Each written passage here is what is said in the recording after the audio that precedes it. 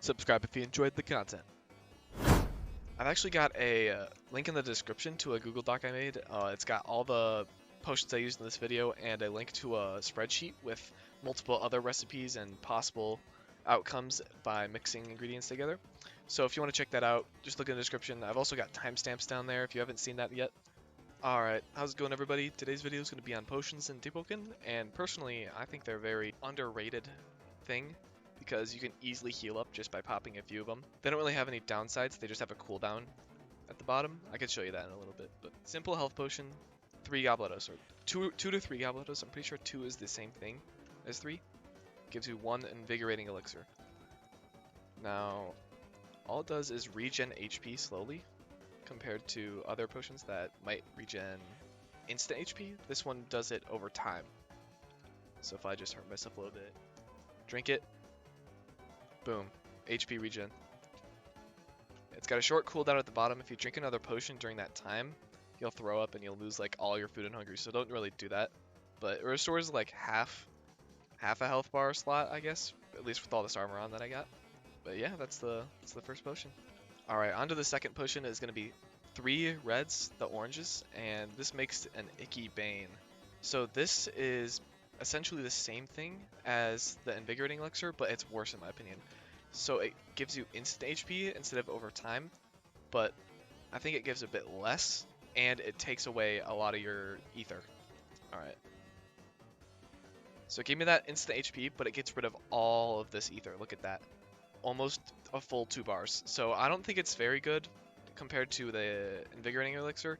And plus, these are so much easier to make. You just get gobletos. They spawn all over Etris, but the oranges, they spawn in trees, and sometimes they like despawn, so... Alright, next potion is going to be brown caps. This makes a damaging potion. It's 3, yeah. Disgusting Bane, that's what you want. Bane, you don't want Blight. Blight is not as good.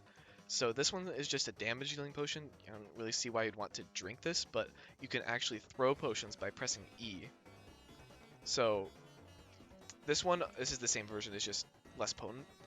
You can just throw it, does a little bit of damage. That's not very good though. I would say, I think it increases with your intelligence stat. I don't have very high intelligence though. Next potion is the speed potion. So this recipe is fairly simple. You just get 3 pomers, put them in, and you get it. Hastening Elixir. This one is actually really good. The speed difference you get with this is actually insane. I'll probably put a comparison on screen of normal run speed, but you just pop one of these, instant track star. Look at this. I don't really have any movement spells at all or whatever. I'm just running. It's this much faster. And it lasts for quite a while too. So this one is Soothing Tincture. This one is good for regenning your Reservoir when it gets low.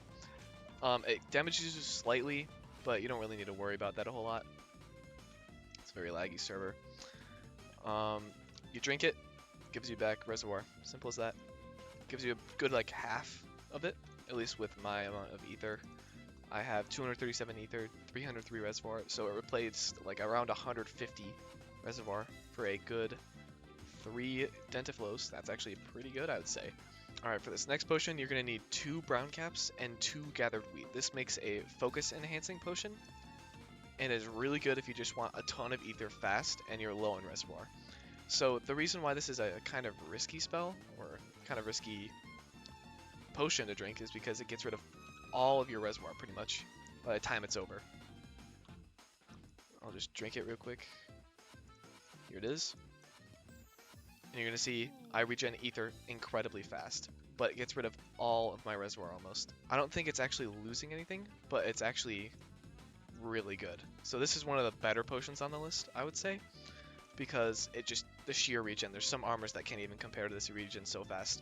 Alright, for this next potion, this is a very good potion if you are hanging out in the depths a lot. It restores Sanity. It's 3 blue caps. I made a video on this yesterday. If you want to go watch that, I got a little thing in the top right probably. It's just 3 of them. Put 3 of them in, you get it out. Heartening Remedy. You drink this, you get Sanity. It also replenishes Reservoir. I didn't know that. It's a pretty good potion. I recommend carrying a couple of those if you're headed to depths so you can stay down there for longer. 2 brown caps, 2 plum fruit gives you a strengthening potion. Strengthening Salve.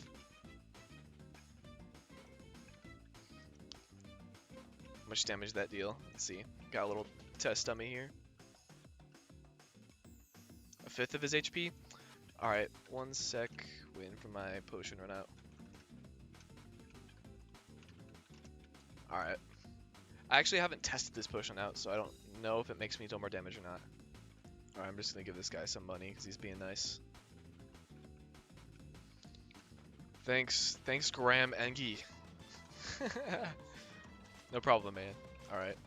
So, I don't really know what this potion really does. He said it did the same amount of damage, but I assumed it was more damage because it's a strengthening salve, but if anybody knows, you can tell me in the comments below. I'd like to know that. Steadfast Elixir. This one I don't know either, but the recipe is 2 calabash. Put 2 in, get it? Steadfast Elixir. This one I assume increases my defense because it's what the word means. Drink it. Nothing really happens, but it does drain your ether down. So I'm assuming this gives you more defense or just some more temporary HP. Really don't know. Really gets rid of all your ether though, so that's the only thing I've really noticed when drinking this potion.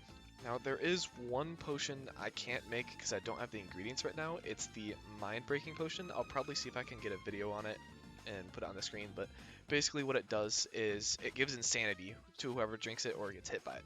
So if you're in the depths and you have this potion, you get a couple of them, you just throw them at your enemy, and that way when you throw the potion at them, they'll become insane, and then they'll start scratching themselves so that they'll be stunned for you to hit them, and if it gets worse enough, they will actually start hurting themselves from the insanity. So it's a very nice potion just to hold on to initiate a fight. You just throw it at them and then start fighting. Very good potion to have in the depths. Not so much on the surface though. Alright, so this is the part of the video I'm just going to tell you about like substitutions and things like that. I didn't actually go over every potion. There's probably more that we haven't even discovered. I just decided that I could go over the most important ones that you might be using the most. But for example, if you wanted to make a substitute ingredient, I only have 1 gobletto. That's not enough to make a potion, but I could put a stick in there because that counts as a substitute, and it gives me another elixir, just like that. It's the same thing, but I'm pretty sure if you put more than 1 substitute in, it'll just give you a nothing tincture. So only stick with 1. If you have any of these, just use them whenever you're making potions so you can save your ingredients in order to make more potions later on. Yeah guys, that's about it. If you liked the video or it helped you in any way, please consider subscribing or liking the video. It really helps me out. And yeah, have a great day.